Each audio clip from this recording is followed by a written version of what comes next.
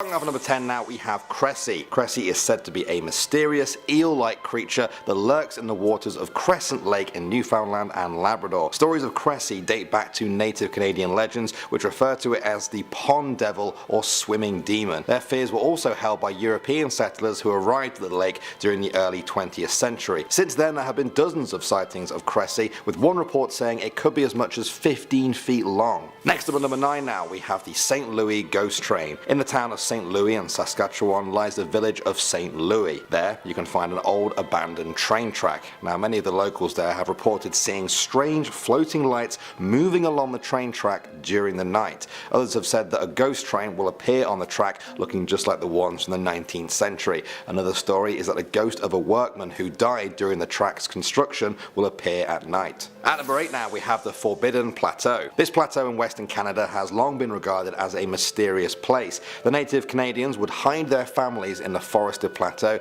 during wars with other tribes. One day the warriors returned to find their family had disappeared. They believe that evil spirits took them away and they vowed to never step foot there again, earning it the name of the Forbidden Plateau. Many people have taken this story to heart and stay clear of the eerie presence there. Next up at number 7 now, we have young Teazer. This was an American ship that was destroyed in the War of 1812. It was wrecked in Nova Scotia, where some people believe its ghost can still be seen today. People swear they have seen the Teazer light, a fiery glow of a flaming ship near the site of the explosion. Accounts began in the late 19th century, and since then many people have said that the ship appears on the 27th of June, the day it sank. Others have gone even further and said the ship also holds the ghosts of the sailors who died in the explosion, forced to relive their deaths forever. At number 6 now, we have Christie Mansion. It's now Regis College in Toronto, but Christie Mansion used to be the home of William Mellis Christie, a successful businessman in the city. His son Robert inherited the mansion and set up a secret chamber for his mistress.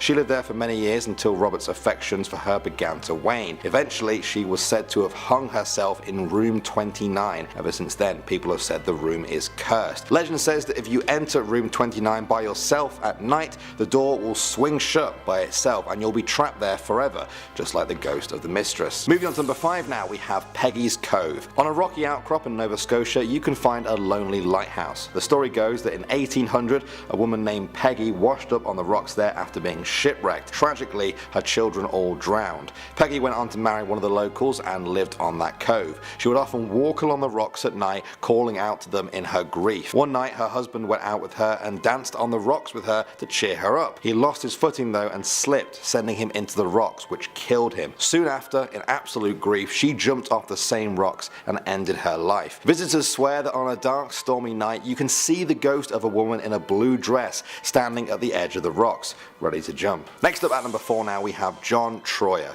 By all accounts, he might be the closest thing Canada has to a witch hunter. He was born into an Amish family in America before relocating to Ontario in Canada. He was a doctor who was terrified of witches. Legend says that he would stalk witches in the woods there until they led him to their den. He would then steal their broomsticks for personal transport. He would also set up actual witch traps to capture them. Now, whether or not you believe the whole broomstick or witches thing, there is evidence of John Troyer's traps, which are essentially human-sized bear traps. Coming at number 3 now, we have the Dungarvon Whooper. This is a famous ghost story coming from New Brunswick and dating back to the late 19th century. According to legend, a young Irish cook called Ryan worked at a lumberjack camp. While the other lumberjacks were out one day, the boss killed Ryan. When they returned, he told them Ryan just got sick and died suddenly. They buried him some distance from the camp. However, a loud whooping sound kept them awake. The whooping got so loud that they fled the camp, convinced it was Ryan's vengeful ghost. In the years since then, many people have reported the whooping sound that can be heard in the woods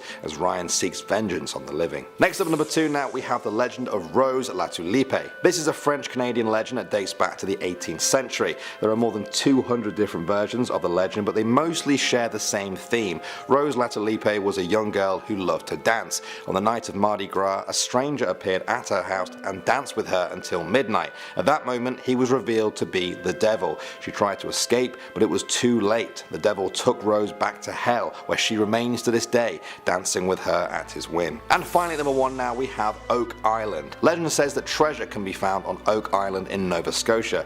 Since the 19th century, people have been convinced the treasure there includes the likes of Marie Antoinette's jewels and even missing Shakespeare manuscripts. A number of people have died trying to search for this treasure. The legend all began with the discovery of a large pit which seems to be man-made. It's almost 200 feet deep at one point and has been protected by booby traps which have killed a number of explorers. There are even underground channels that lead to the beach over 500 feet away. Treasure hunters are convinced that all of this must have been built to hide treasure from hunters hundreds of years ago. Starting off at number 10 now, we have the tunnel monster of CABBAGETOWN. In August 1978, a man called Ernest had a run-in with a very strange creature in Toronto. He and his wife were raising kittens at the time and one of them escaped. While he was looking for the kitten, he stumbled into a nearby cave and he saw, in his own words, a living nightmare I'll never forget. Ernest described the monster as long and thin, almost like a monkey, 3 feet long, large teeth, weighing maybe 30 pounds with slate grey fur. He also said its eyes were orange and red and slanted. Before he even had time to process what was actually in front of him,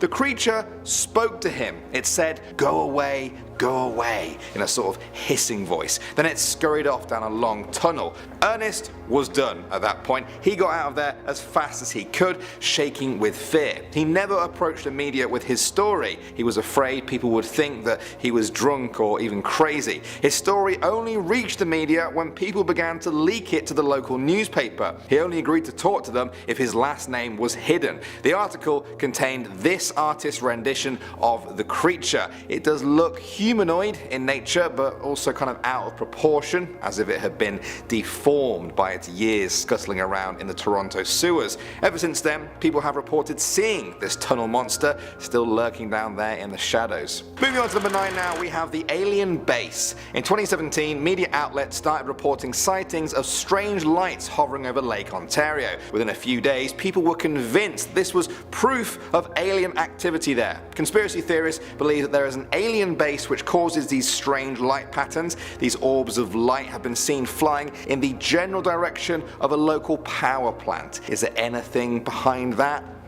Perhaps. The story ended up reaching such a climax that the government was forced to issue a statement. They said that the Canadian Armed Forces were actually conducting training operations in the area, and those exercises may have caused this visual phenomenon. Of course, this has done little to quieten down the conspiracy theorists, who are now more certain than ever of the alien base beneath the lake. Moving on to number 8 now, we have the Lemon Mine. Ever since the 1870s, people in Alberta have talked about the Lemon Mine, a rich gold mine that is somewhere out there in the Alberta Rockies. Nobody has been able to find it, but a geologist called Ron Stewart once claimed that he actually had. Skeptics always say there's no proof of the mine ever existing at all. According to legend, the mine was first discovered in 1870 when two prospectors, Frank Jack and Black Jack, stumbled across more gold in a cave than they had ever seen in their lives. Once their joy had subsided though, the men began to argue. They couldn't agree on whether to stay put at the mine or return to it in the spring. The argument escalated, and in a rage, Lemon grabbed an axe and murdered Blackjack as he slept. He was then consumed by guilt and wandered out into the hills, never able to find the mine again. Ever since then, nobody else has, and the only clues seem to lie in this murderous story. Coming in at the number 7 spot now, we have Gibraltar Point Lighthouse. This is the oldest remaining lighthouse on the Great Lakes and the second oldest in Canada. It was built in 1808 and guided ships for 150 years before being decommissioned in 1958. The first lighthouse keeper was a man called J.P. Raidmuller. He disappeared under mysterious circumstances on January 2nd, 1815. Now legend says that he was actually murdered by two soldiers who had been enjoying his home brew a bit too much. The killers dismembered him and buried his body in a few graves near the lighthouse. The brutal death and lack of justice is said to have made this man into a ghost. The story seems like many other ghost stories, but it does seem to have a little bit of physical evidence tied to it, apparently. One former lighthouse keeper did report digging up a coffin in the area that I described before. He found a small coffin. Inside this small coffin was a single human jawbone.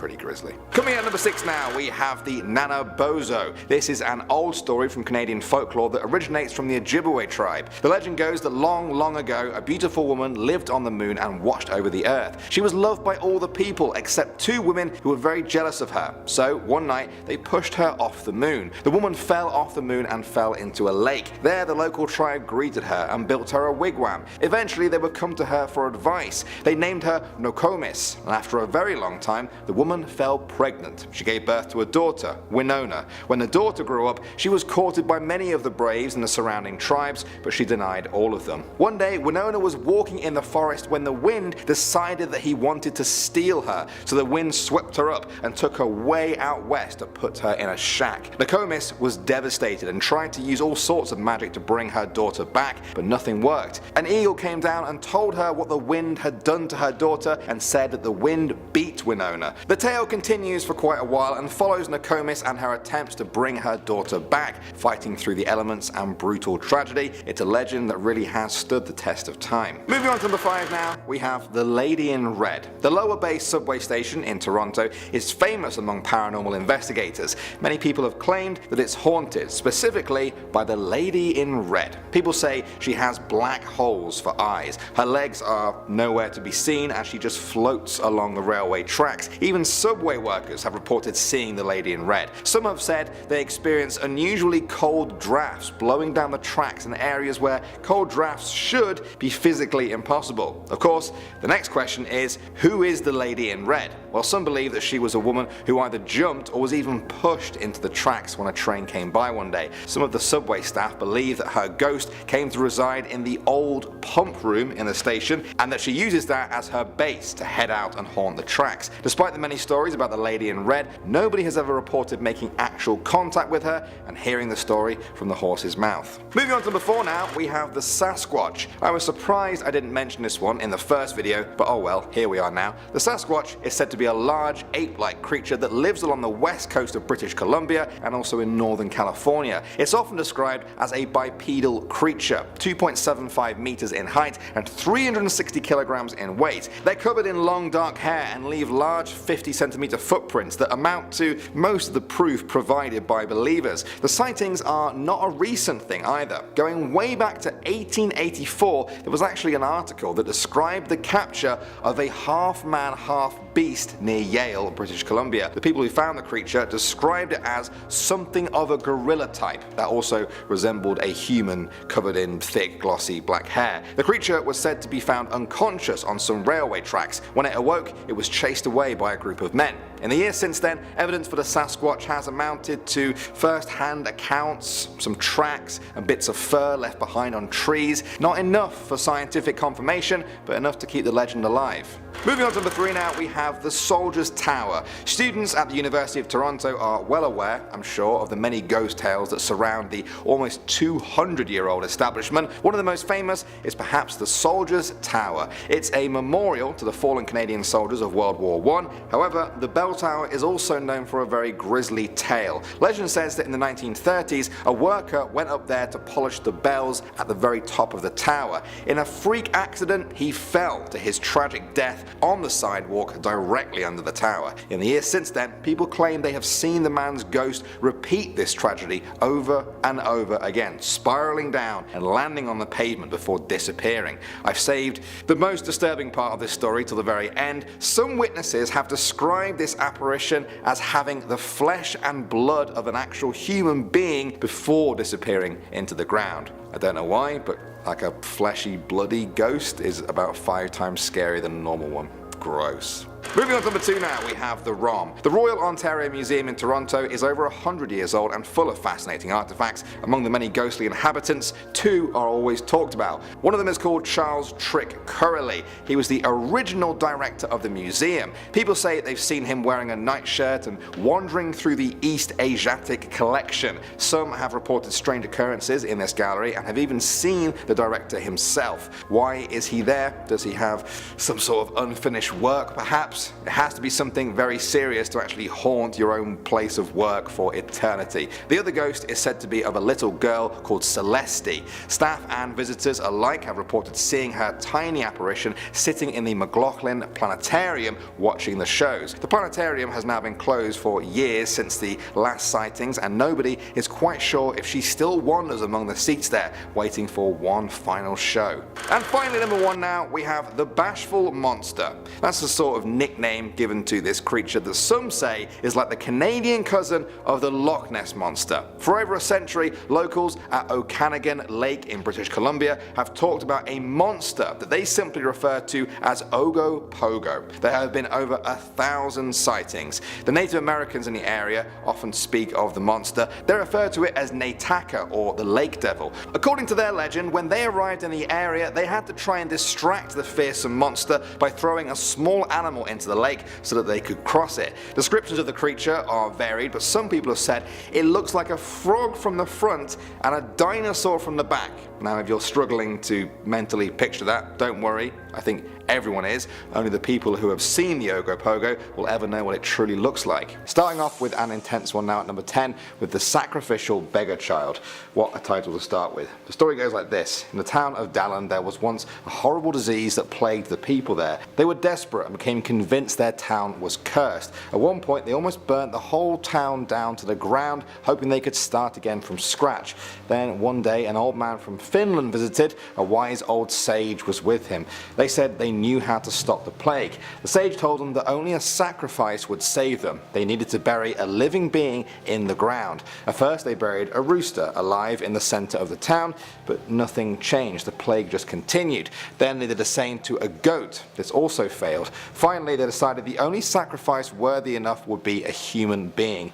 They chose a small orphan boy and lured him to a hole with some bread. As soon as he was in there, they began piling dirt on him. They didn't stop until he was buried completely. Only his muffled screams could be heard.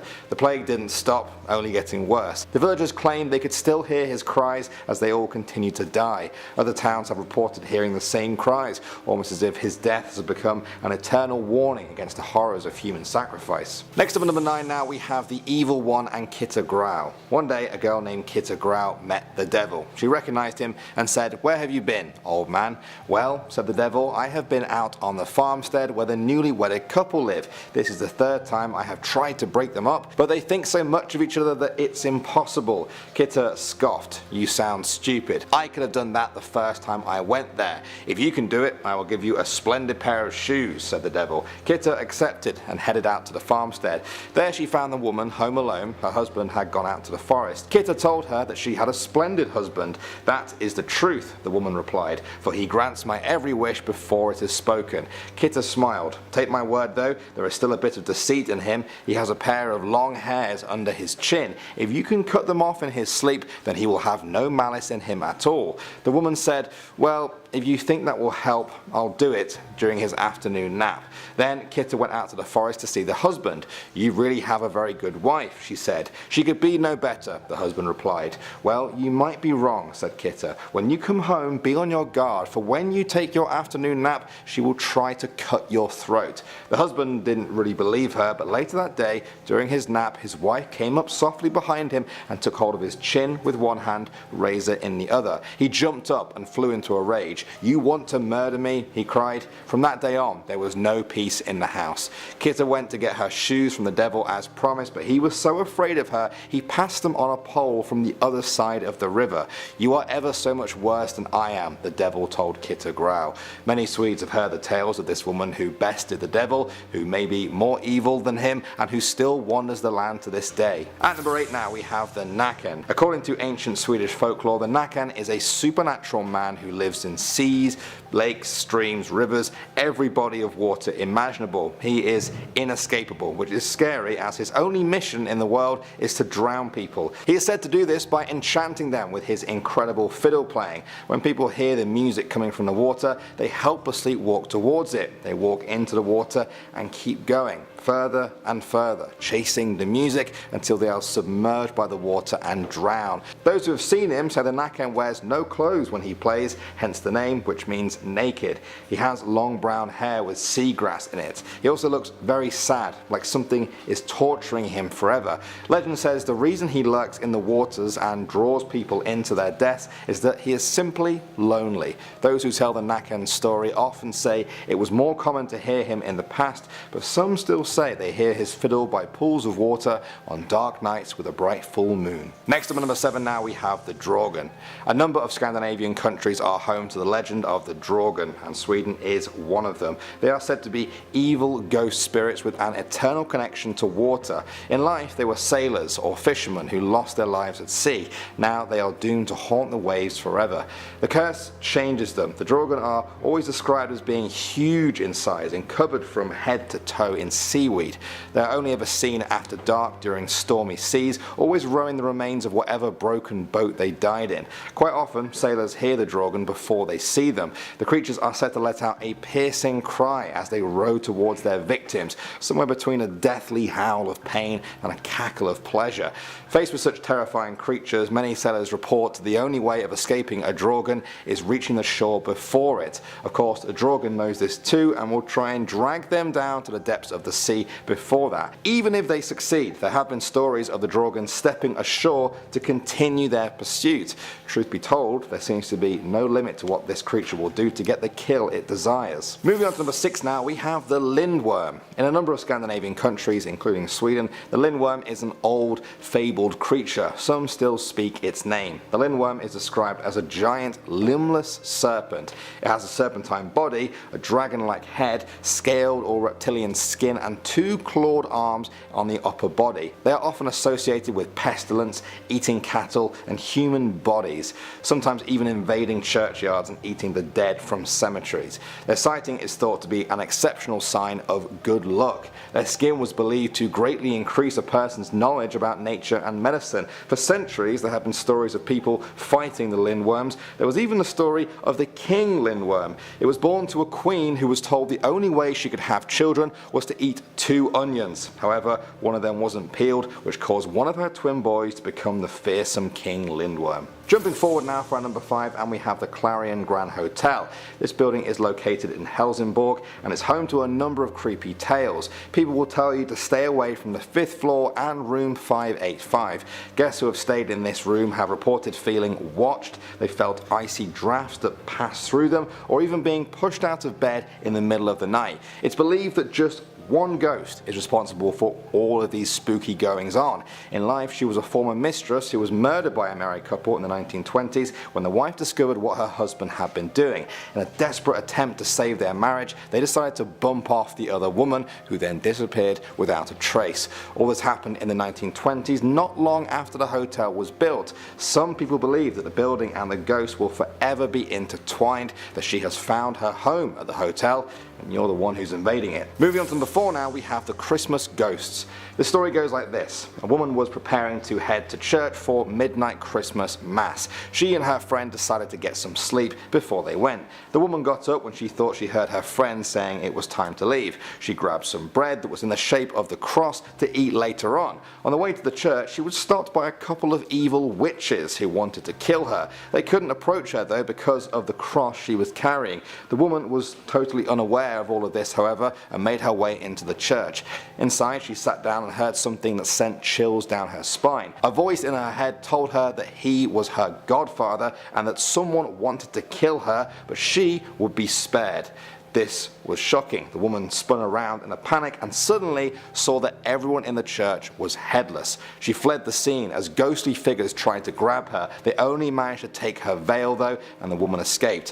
When she returned to retrieve the veil, she found that the ghost had shredded it to bits and scattered the pieces among the graves outside the church. There was no doubt in her mind that they would have done the exact same thing to her if she had been caught. Alright, next up at number 3 now, we have the Blå Jungfrun. This is the name of a Swedish island island in the Baltic Sea. Its name literally translates to the Blue Maiden, and it has a historical link to the supernatural. Since ancient times, locals have regarded this as an evil place, steeped in dark magic. The name Blue Maiden was intentionally nicer than what people thought of it. That's because sailors wanted to appease the evil spirits who lived there, and they thought a nice name would do that. According to a widespread belief dating back to the 16th century, witches met there every Holy Thursday. People said that those who go there will never return, at least not in the same way they arrived. The beaches and stone labyrinths have many smooth stones which are illegal to remove from the island. Some say this is because of the island's status as a national park. Others claim that people will suffer endless bad luck until the stones are returned. The nearby town has stones from former visitors to the island, often with an accompanying letter describing the misfortunes and disasters which had happened to them since removing these cursed stones. Next up at number 2 now we have the Kraken. For millennia, the people of Sweden joined many cultures in their belief of the mighty Kraken, the most fearsome creature of the seas. It's been described as a mile-wide octopus or squid-like creature that is often mistaken for an island. It was said that only 2 existed because any more and there would have not been enough food in the oceans for them. Although it mostly fed on fish, the Kraken was never known to say no to human flesh. Legend says that the Kraken could devour a ship's entire crew in one go. If it didn't want to eat but simply kill the sailors, it would send one of its massive tentacles slamming down onto the ship's deck, snapping it clean in half and dooming any sailors who hadn't already been killed. Some people like to imagine that the Kraken never really disappeared, it just sunk to the bottom of the ocean, waiting for the right time to return to the surface and assert its dominance over us. And finally, number 1 now, we have the trolls. Sweden has been no stranger to reports of trolls over the centuries. In recent years there was a case involving a woman referred to as SM93. She was a farmer in a remote area of Sweden who noticed that her cows had been let outside one night. She then noticed all of her tools and containers were going missing. One night the horses snorting in the stable woke her up. She found them outside of their paddock. When she got to them, she looked up to see what's been reported as a troll. It stood about 6'3" tall with incredibly long, thin and muscular legs. Its head was oblong and it had big ears high up on its head. The creature was greyish brown in colour and looked dirty and veined. Its torso was covered in fur, but not the arms or the legs. As the creature noticed her, it grunted, flapped its ears and leapt away, running quickly into the woods from where it came. No sooner had that happened when she turned around to see her stable was on fire. The fire department determined it was an electrical cable to blame. A few months later, a neighbour who had previously found his cows let out at night had his barn burnt down too. Again, the cows had all been released, so the only thing that was damaged was the building. The cause of the fire was determined to be arson and a farm worker was convicted. People are convinced that the trolls are real, mysterious, creepy looking, but seemingly caring for humans, or at least the animals they keep. What do you guys think? Starting off at number 10 now, we have the Grunch. This one comes from Louisiana. In the early days of New Orleans, there was a road called Grunch Road that went deep into the swampy woods before coming to a dead end. That is where the Grunch people lived, a strange hybrid of albinos and dwarves, forced away from society and made to live in their own community. As the years went by, people started to doubt the story's authenticity, but it sparked up again when people started disappearing down Grunch Road. Nearby farmers reported their animals missing or finding them dead and drained of blood. Many locals now refuse to head down Grunch Road for fear of meeting the same fate. Moving on to number 9 now, we have Stull Cemetery. To those that know the story, Stull Cemetery in Kansas is better known as the doorway to hell. Legend says that the devil himself chose the cemetery as his entrance from the underworld to our own. Now it's said that a tree once stood in the cemetery and an old tombstone there was inscribed with the word witch. The tree was used to hang condemned witches back in the day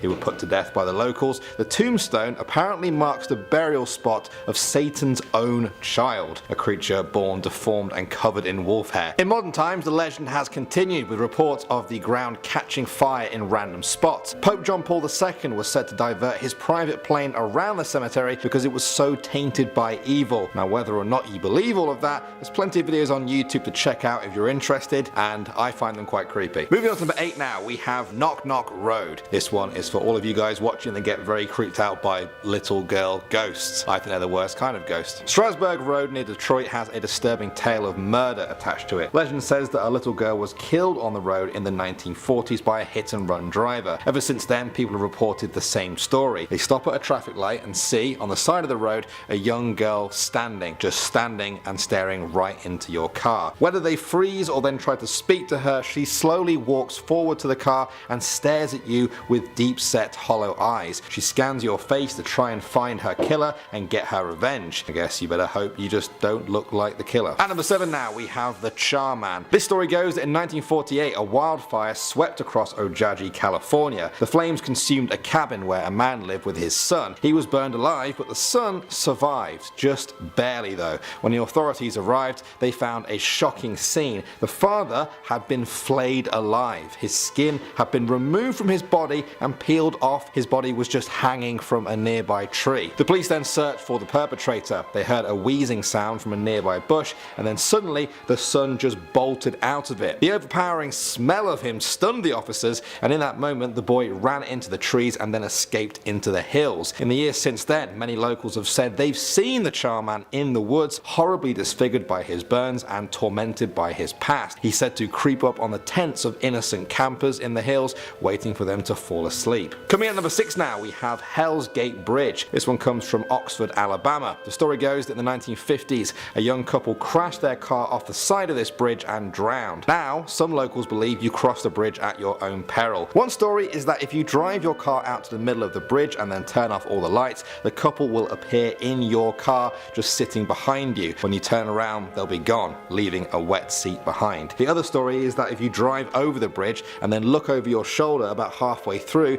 the scenery behind you turns into a portal to hell, just spouting fire and flames. Now, whether or not you believe all of this, it's enough for some people to just look for a different way to cross the river. Moving on to number 5 now, we have 100 Steps Cemetery. This is located in the town of Brazil in Indiana. Interesting name for a town, and the cemetery is even more interesting. It's been used for at least 150 years, and in that time it's gained quite a sinister reputation for a ghostly undertaker. The story goes that as you walk up the many steps to the top of the cemetery, you must count each and every step. When you reach the top, you must turn towards the open field, and then the ghost of the cemetery's first undertaker will appear. Without saying anything, he will then reveal your own death to you in a vision. Straight away you must proceed back down the steps and count each one again. If the number is different to the one that you counted on the way up, the vision was true. An added bonus is that if anyone tries to cheat and climb up or down without using the steps, a ghostly hand will push them to the ground, leaving a red imprint on their back for days as a mark of the devil. Definitely not a place to go for just a Sunday walk then. Next up at number 4 now, we have the Goat Man of Pope Lick. I love my job because I get to say sentences like that. This is an old Kentucky urban legend about a hideous being who roams the woods across that state. Those who have seen him describe the Goat Man as having dark fur,